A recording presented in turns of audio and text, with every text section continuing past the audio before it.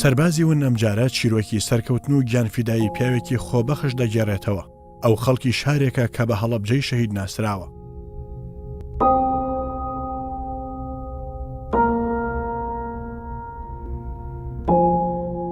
لێرە و لەم شارە خێزانێک هەیە کە قوربانیەکی زۆریان داوە و 5 کەسیان بەهۆی مینەوە گیانیان لەدەستداوە، چونکە بەهۆی ئەوەی ئێرە ناوچەیەکی سنووریە ڕووبەرێکی بەرفراوانی مین ڕێژ کراوە.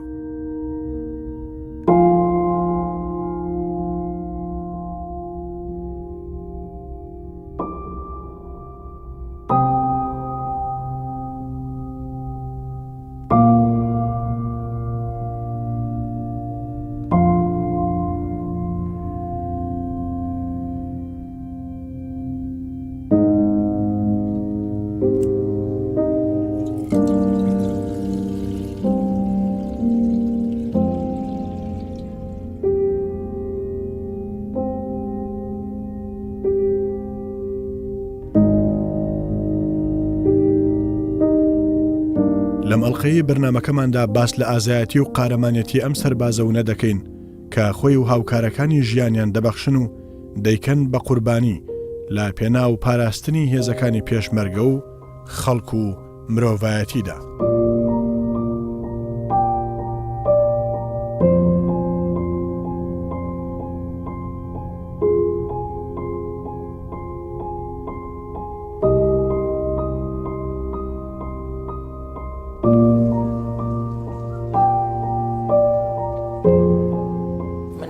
شێر عەلیە ناسران بۆ شاری مین هەڵگرت. ماوەی 34 ساڵە من خەریکی بۆم بوو تەقەمەنیم. لە ساڵی 89 خێزانم پێگەێناوە. ئەو کاتەی لە ئێران خێزانم پێگەێناوە، ئەویش دایکمان خوش بوو، خوشکەزای خۆمە مارە بوو. ئێمە خاوەنی 2 کوڕ و 2 کچین. 2 کچەکەم شووی کردووە و ئەو کاتە یەک کوڕی تاقانەم بوو. کوڕە تاقانەکەم ئەوە بوو سارە لەیدا کوشتی. ئێستا خوا لە پاداشی ئەو کوڕم کە سارە لەیدا 7 ساڵان بوو، کوڕێکی ترمان بوو. ئێستا لە لە شاری هەڵەبجە دائانیشین. اینجا ئەو لە پێنای ئەو کارەکە کردومە 2 برای خۆشم و 2 ئامۆزایشم لە دەست داوە، واتە شەهید بوون لە هەڵگرتنەوەی مینە.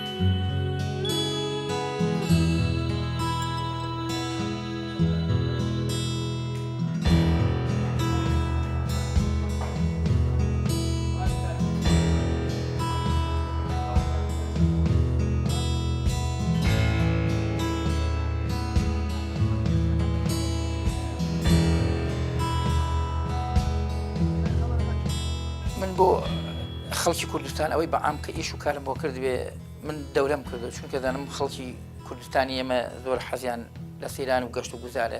زۆر جاری ژێ بۆ بژێوی ژیانیان ئەچنە سەر چیاکان، سەر شاخۆشتەکان.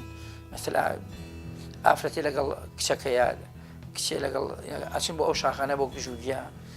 خۆ دەزانی گژوگیایی بەهارانی زۆر خۆشە. من دەورەم پێکردوون بە هەموو مەکتەبەکان، بە هەموو دەمودەزەکانی حکوومەت. بەوانە کردومە بۆ ئەوەی شارەزای ئەو جۆرە بۆمبانە بن کەچنە ئەو شوێنانە، بۆ ئەوەی ئاسانکاری بۆ شێوەکان، بۆ ئیشەکەیان و بۆ ئەو گوندانە کە دەست لەو ئیش و کاری منە وەرگرن و نزیکی ئەو بۆمبانە نەکەون، ئەو بۆمبە جیاوازانە.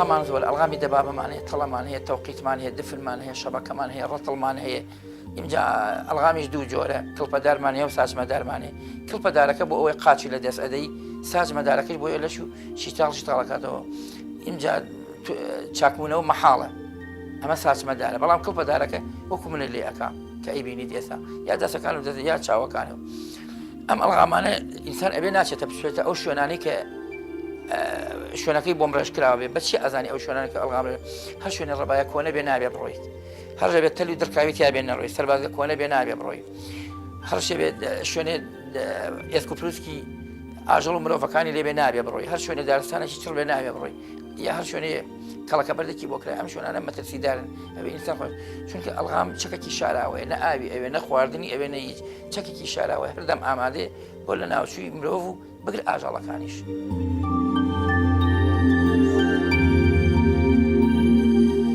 ئەم پیاوە لە پێناو خۆشەویستی بۆ خاک و خەڵکەکەی وەک ئەرکێکی نەتەوەی و نیشتیمانی ترسناکترین دوژمن کە دوژمنێکی شاراوەیە قەڵاچۆیان دەکات و لە ناویان دەبا ئەو کەسە خۆبەخشە وشیارە کە بە وشیاری کار دەکات و خەبات دەکات لە پێناو پاراستنی ژیانی هاوڵاتیاندا و تەنانەت لەو پێناوەدا بەشێک لە جەستەی خۆی کردووەتە قوربانی و ئێستا ئەو خاوەن پێداویستی تایبەتە.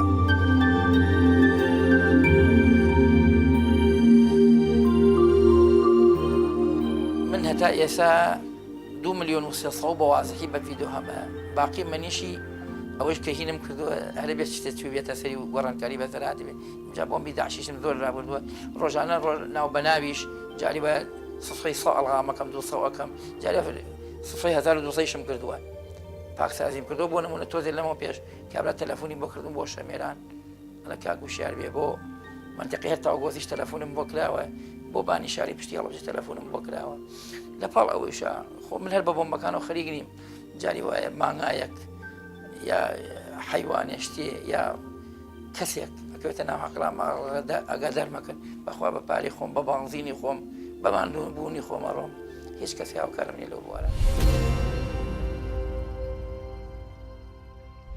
لە ڕاستیە کاگوشێرێکێکە لەو پیاوە دڵسۆزانەی سنووری خەزای پێنجێن کە دوای ڕاپەڕین خزمەتێکی زۆری سنووری خەزاکەمانی کردووە بە تایبەتی لە سنووری ناحی ناوپارێزە کە خۆبەخشانە دەستی کردو بە هەڵگرتنەوەی من لە سنووری خەزاکە کە ڕێژەیەکی زۆری هەڵگرتوتەوە وام خزمەتێکی بۆ تەمای ئەوەی کە وەکو خۆی زەرمەند بێ مەسەلەن بە بۆنی هەڵگرتنەوەی ئەو مینانە لە سنووری ئەو ناوچەی ناوپارێزە کەمەندان بێت بەداخەوە بەڵام لە هەموو بارێکە کاگوشێرێکێک کە لەوانی کە بەشێکە لە مێژووی ئەم شارە هەر کاتێک باسی من بکەی لە سنووری خەزای پێنجوێنە وێنەی کاگوشیارت بێتەوە بەرچاو و تێگەی کاگوشارێکێکە لەو کەسانەی کە لەگەڵ مینا زۆران بازی کردووە کە لەگەڵ مینا گیان بەختی کردووە کە ئەمەی ژوای کردووە خەڵکێکی زۆر ڕزگار بکە لە مەترسیەکانی من ئەو خزمەتی کاگوشیار کردوێتی بە تەواوی کۆمەڵگای کوردی کردووە بە تایبەتی سنووری خەزای پێنجوێن. منشان نازی پێوەکەم کەسێکی بە شخصیاتە ئەو کەسێکی بەهیمەتە بیاوێ هەچیە بکات ئەیکات لە پێناوی میلەتەکەیە لە پێناوی خەڵکێکی فەقیر وەژارە هەر شتێکی بێ ئەیکات بەبێ بەرانبەر. جا ئەو کاتێ ئێمەش لە ئێران بناتینەوە بە تەمابن بینە خوارەوە لە ئێران لەگەڵ یەک دوو برادەرا بوون کە لێواتینەوە بەناو حەکەوتی ناو حەقلی ئەلغام چونکە بە قاچاخی هاتینەوە بۆ خۆی من و برادری کە هەردووکمان پێمە بە ئەلغامان نایترشمان لەگەڵا بوو کە بانگمان کرد وتی وەڵا هەردووتان قاسان لەسەر ئەلغامە دەستکاری نەکەن تر لە پێشا چوو برادەرەکەی ڕزگار کرد ئەنجام منیش ڕزگار کرد.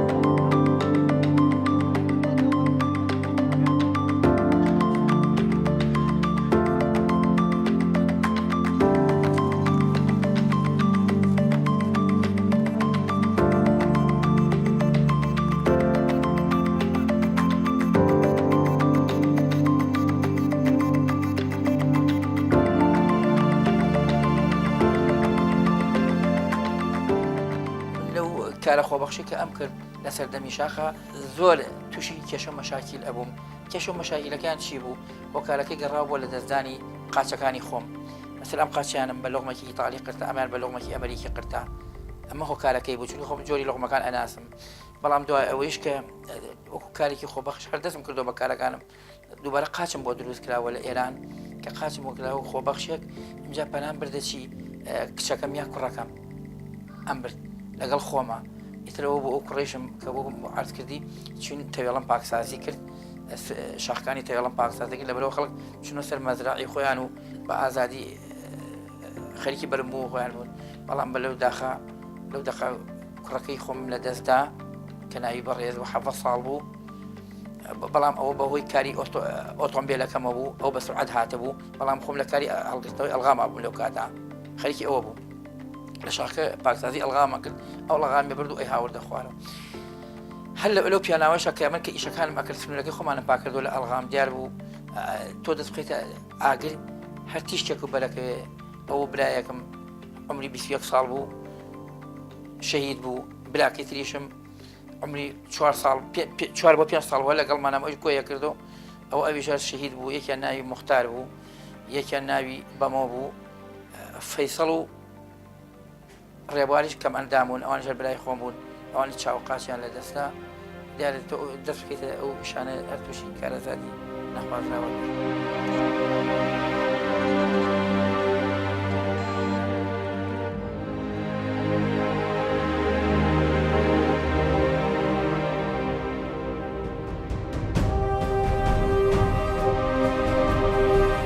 ئەم پیاوە لە پێناو ئەم ئەرکە پیرۆزەدا ساڵەهایە کار دەکات و لە خەبات بەردەوامە و تەنانەت لەم ڕێگایەدا هەردوو قاچەکانی لەدەستداوە. هەروەها خوشکێک و دووبرا و کوڕێکی لەم ڕێگایەدا گیانیان بەخشیوە بە خاکی کوردستان. بەڵام دوای ئەو هەموو کۆست و قوربانیە وشیار کۆڵی نەداوە و لە ژیانیدا خزمەتێکی بێشماری کردووە کە زیاتر لە 30,400,000 بۆمب و مینی جۆراوجۆر و موشکی نەتەقیوی پوچەڵ کردوێتەوە. کاریەک لەو بۆمب و مینانە دەکرا ساتێک لە ساتەکان کەسێک یان چەند کەسێک بکەن بە قوربانی.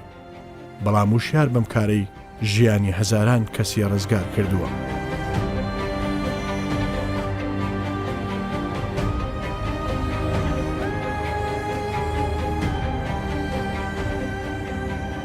ئەو شوێنانەی کە پاکم کردوەوە منە کات ئەوەی ڕێی پارتیزانەکان بکەم بردە قوڵای گرمانەوە. ئەو لە بەمۆ لە شارباژیر لە قەرەداخ هەتا لە دێرەلوک و ئامێدی و بات و فۆباک و فەهیز ئاوا ئەمە سەر سنوورەکانم. ئینجا ئەو شوێنانش کە پاکم کردوەوە کە هاتینەتە خوارەوە کە پاکم کردووە کە ئەم سنووری خۆمان بوو کە هەڵەبجە شوێنی حربی عێراق و ئێران بوو، زۆرترین ئەلغامی تیا بوو.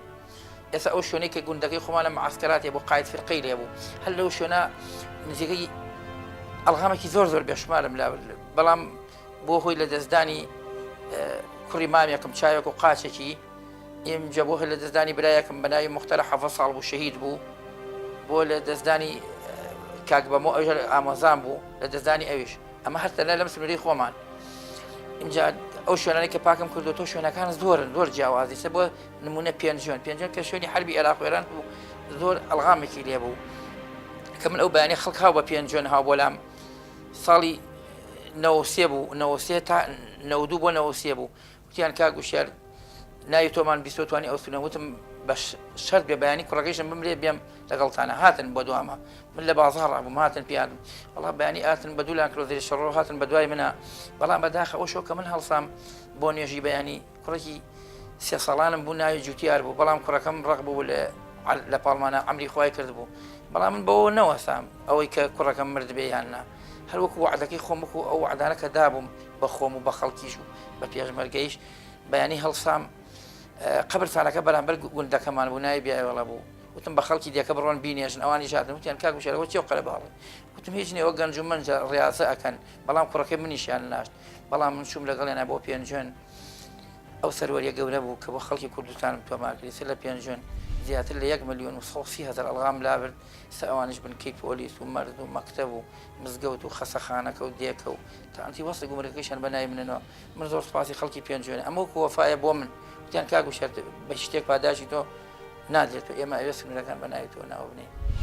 بەڵام تعزیی کوڕەکەم جێشت ئەوان دوای وابزانم 20 ڕۆژ بوو وتیان کاکوژێر زۆر بێتاقەتی چونکەوان خێمان بۆ من هەڵدا بوو خواردنیان بۆ کردم نانی تەنوریان بۆ ئەکردم نەیەچوومەوە خزمەتیان نەکردم لەگەڵ براکەمە وتیان زۆر بێتاقەت دیاری وتم هیچ نییە دوایە کە زۆر هات نەژێر باری ئەوەم وتم کوڕەکەم ئەو ڕۆژێ واتم ئەمری خۆی کرد لەسەر وعدەکەم هاتووم زۆر ناڕخۆش بووم ئەوەی شەڵاو چیرۆکە لای خۆیان نەبیستن. کاگوشیار بەڕاستی ئینسانێکی زۆر بەڕێزە و زۆر ئیشکەر و زۆر خزمەتچیە و بەبێ بەقابلیش ئیشی کرۆ بۆ ئێمە یعنی مەسلەی پارە نەبووە مەسلەی تەماحی بە ئێمە نەبووە ئێمە کە وەختێ چین بە دوایە وعدیە ها لەگەڵمان بۆ ڕۆژی دوایی چوونەوە بە دوایە تاقەیە کوڕی بوو کوڕەکەیشی مرد لە تعزەی کوڕەکەی دانەنیش لەسەر وعدی خۆی هات ئیشی بۆ دێکەی ئێمە کرد ئێمە دێکەمان کوڕیگە پڵی ناو بوو ئەمجا دوایەوە کە دەستمان کرد بە ئیش ئەو کاتەی وەزع تۆزە ناخۆش بۆ زی ناخۆ کۆمەڵە خەڵکمان لەگەڵا هاتن و من خۆمێکی کێبوو لەو کەسانە کە لەگەڵ یابووین ئەو وەختەیە تقریبا نزیکەی 400 تا 500 هەزار ئەلغامی بۆ هەڵگرتینەوە بەبێ مقابل بەبێ پارە بەبێ سەروەت بەبێ سامان کاتی گرانیەکەیش بوو ئەو وەختێ لە ئەخیرا کە ئیشەکەمان تەواو بوو بڵێن زۆرش تەواو مابوومان بازێک بە یەکۆ وەسابوون ئاوا قسەمانە کرد بە یەکۆ ئەلغامێک تەقیوە پێیە بە قاچ ساقەکەیە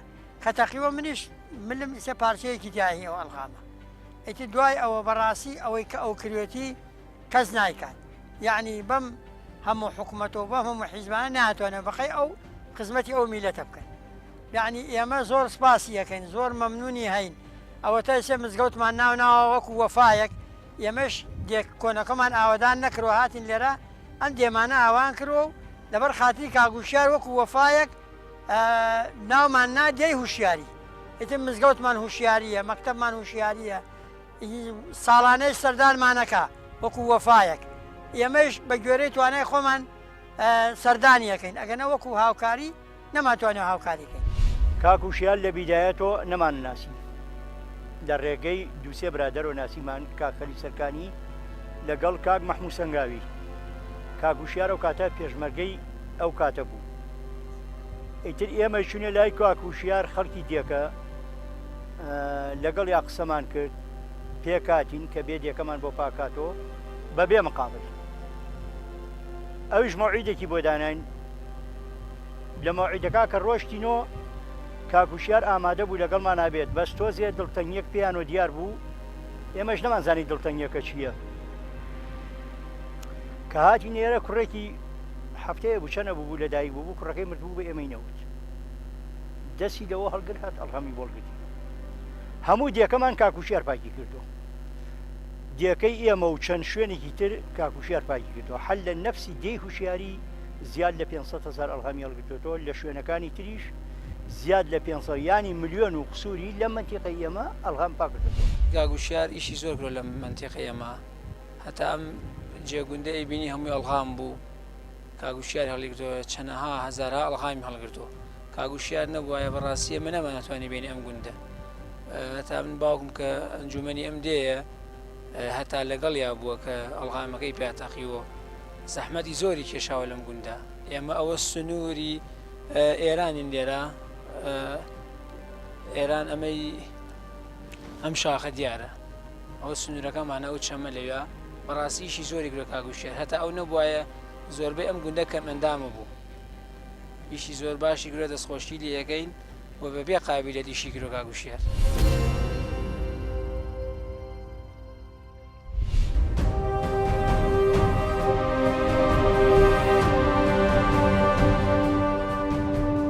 ئەو مەرگە شاراوەی لە ژێر زەوی کوردستاندا چێنراوە وای کردووە بەشێکی زۆری خاکەکە پیس بێت و ژیان تێیدا ئەستەم بێت و جوانی ئەم سروشتە وێران بکە.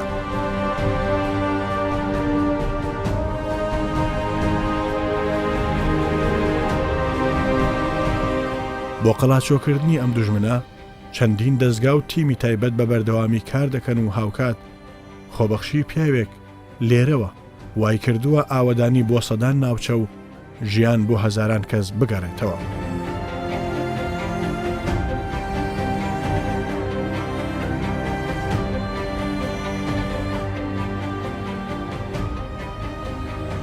مەترسیەکانی ئەوەیە من کە ئێستا هەردوو قاچم و قاچم بۆ کراوە دیار بە قاچیان بۆ کردم وەکو بۆ عەرزم کردی لە ئێران بەڵام قاچەکان ناجح نەبوون بەڵام ئەم قاچانە کە بۆم کراوە ئێستا باشتر ئەتوانم ئیش و کارەکانی پێ ڕاپەڕێنم کە لە یابان بۆم کراوە باش کە تۆ ئەڕۆیتە شوێنێک مەسەلە هەورازە شاخە ئینجا کە تاشە بەردێکە تۆزێ ناڕەحەتە چونکە ئەڵغام دائما لەسەر سنوورەکانە ئەنێژرێ یا لە لادێ ڕووخاوەکانە شوێنی جیاوازیە مەترسی زۆر گەورەیەتیایە بەڵام ئەوە من بە وردی بڕۆی بۆم کار ئاسانی بۆ بکەم کار ئاسانیەکە چییە؟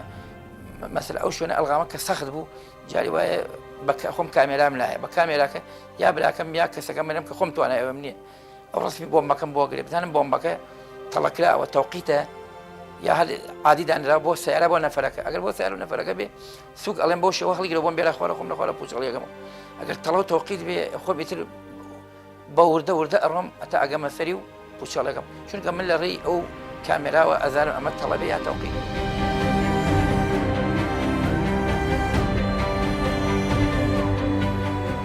ئەگەرچی ڕاهێنان بەس نییە بۆ ئەم ئەرکە پیرۆز و پڕمەترسیە بەڵام وشیار ئیرادە و هێز و بازووی پۆڵاینی وای کردووە شەڕ لەگەڵ ئەم دوژمنە شاراوەیەدا بکە ئەم دوژمنە یەکێک لە سیفەتەکانی بەردەوام بە نادیاری دەمێنێتەوە بێ ئەوەی برسی بێت یان تینوو یان هەست بە ماندووبوون بکات من کاتێک ئەڕۆ بۆ ئەو بۆمب و تەقەمانیانە اینجا بۆمبەکان جیاوازیان زۆرە هەرێکی دروستکراوی وڵاتێکە بە تایبەتی ئەو بۆنسە من تۆماهۆکم هاوردووە تۆ ئیشڵاو تۆماکە داهاتوو ئەو تۆماکۆکە 82 کیلۆ توێنتی تیا بووە توێنتیەکەی زۆر بەقووەتە تۆ حساب کە لە دەریای سوورە کە تەقیوە نەتەقیوەتەوە تەقیوە بۆ ئێرە بەڵام خە داوێتی لە ئەرز نەتەقیوەتەوە 82 کیلۆ تیا ئەم تۆماهۆکە بە شێوەیە دروستکرا بوو شێوەکەی من زۆر شارەزام لێ من وەکو کابراوتی سەرڕووی خۆمە زۆر بۆم پوچەڵ کردێتەوە بگرێت لە بەرەکانی شەڕی داعشیش سەرڕووی خۆم بووە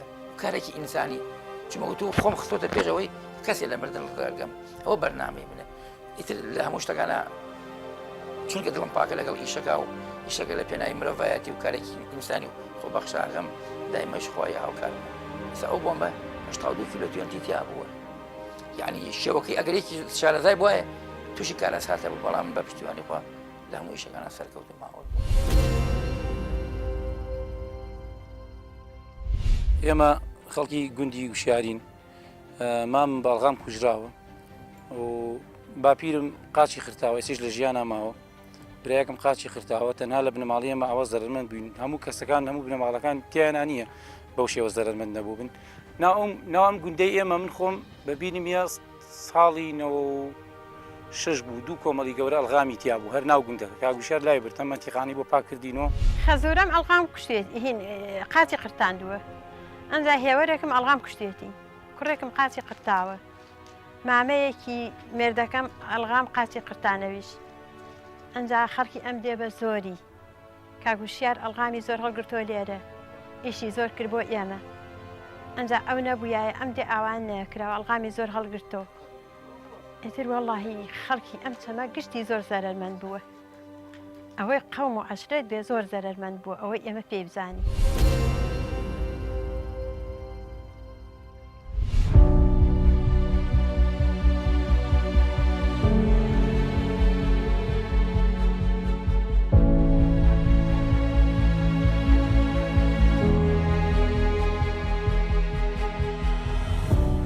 ئەم ئەلغامی ملەکەوەی پێنج جوانە ئالەمە زیاتر 8,000 لا بردووە لەمە 68,000 لەمە 700,000 ئەوە ڤالمالای ئیتالیە ئەمە ژنەکەم پێی پیانە چونکە ئەمەکە ئەوەدا ئەبەزی ئەمە یەکسەر نەرم بوو ئاوای لێ هاو بەڵام یەکسەر من هاتم شیم کرد یەکسەر ئەمە بەرز کرد و زمانێکە خست ئایرە بۆی شنێک دارێشتێک ئاسنێکی قایم گەڕام ئاوردمە ئەوێ تر ئەم وردەوردە قاچی لابێت ئەگەرم قاچی پیا بنێ ئەیا لە ئەم دانە لەگەڵ ئەو دانە ئەیدا لە ئەم دوانە ئەو دانە بۆ ئەمەش بۆ ئەوە یەکتر ئەکەوتە خوار و ئەتەقیوە ئەوەش توێنتیەکەیەتی ئەمان VS 50 ئەمە ئیتالیا دروستیەکە ئەمە قاچمە بۆ ساڵی 89 بوو ئەمە ژیان ئەم چواردێ ئەمە ئەمریکیە ئەم قاچەمی قرتان ئەمە توێنتەکەی زۆر بەقووەتە ئەو دەلامە قەڵەو بێ ئەلێ ئەی بڕێ هەتا قەڵەو بێ ئەچێتە سەرۆ بی بڕێ بەڵام زەعیفی لە خوارەوەی کاگوشێرێکێکە لەو کەسانەی کە حەقا هەمومان بەڕێزەوە باسی بکەین و بەڕێزەوە ڕێزی لێ بنین چونکە کەسێکە بە تەواوی مانامانوە کەسێکە بە تەواوی مانا خزمەتکاری خەڵک بووە. ئەم خەڵاتە هی بەرنامەی سەربازی ون کەناڵی کوردستان 24 کە هێناویانە و پێشکەشێکن بە کاگوشیار بە ڕێزیان لە پای و خزمەتانەی کە لە سنووری قەزاکەمان ناکردوێتی.